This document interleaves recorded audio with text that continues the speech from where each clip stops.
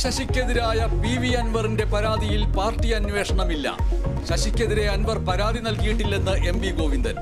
അൻവറിന്റെ പരാതി ഭരണതലത്തിലെ ഉദ്യോഗസ്ഥ വീഴ്ചയ്ക്കെതിരെയാണ്. നടത്തേണ്ടത് ഭരണതലത്തിലുള്ള അന്വേഷണം മാത്രം. അൻവറിന്റെ പരസ്യ വിമർശനം പാടില്ലായിരുന്നുവെന്നും MP Govindan. SP Sujith ദാസിനെതിരെ ബലാത്സംഗാരോപണം. Malappuram SP ആയിരുന്നപ്പോൾ 2 തവണ പീഡിപ്പിച്ചുവെന്ന് യുവതി. SHO വിനോദിനെതിരെയും ആരോപണം. ആരോപണത്തിന് പിന്നിൽ ഗൂഢാലോചനയെന്ന സുജിത് ദാസ്. യുവതി പോലീസിനെതിരെ സ്ഥിരം കേസ് കൊടുക്കുന്ന ആളെന്നും ആരോപണം.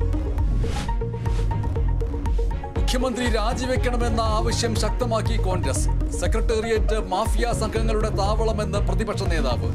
പിണറായി വിജയൻ അറിയപ്പെടാൻ പോകുന്നത് പൂരം കലക്കി വിജയനെന്നും വിമർശനം. ഇനി മുതൽ പിണറായി വിജയൻ അറിയപ്പെടാൻ പോകുന്നത് പൂരം കലക്കി പിണറായി വിജയൻ എന്നാണ്. പൂരം കലക്കി പിണറായി വിജയൻ. പിണറായി ഭീകരജീവിയെന്ന് K സുധാകരൻ. നിയമവാഴ്ച തകർന്നുവെന്ന് PK കുഞ്ഞാലിക്കുട്ടി. കുസ്തി താരങ്ങളായ വിനേഷ് ഫോഗട്ടും ബജ്രംഗ് പുനിയയും രാഷ്ട്രീയ ഗോതയിൽ കോൺഗ്രസിൽ ചേർന്നു. ഔദ്യോഗികമായി അംഗത്വം സ്വീകരിച്ച താരങ്ങൾ.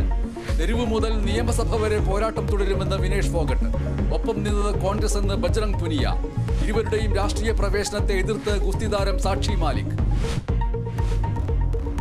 ഓണത്തിന് മുന്നോടിയായി 2 മാസത്തെ ക്ഷേമ പെൻഷൻ നൽകാൻ സർക്കാർ. പെൻഷൻ വിതരണത്തിന് 1700 കോടി രൂപ അനുവദിച്ച് ധനവകുപ്പ്. വിതരണം ബുധനാഴ്ച മുതൽ.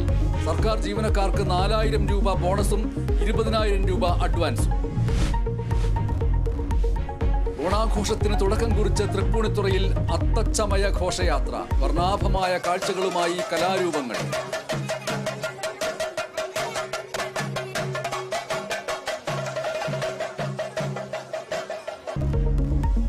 ഓണവരവറിയിച്ച് അത്തം പിറന്നു. തിരുവോണത്തെ വരവേൽക്കാൻ ഇനി 10 നാൾ.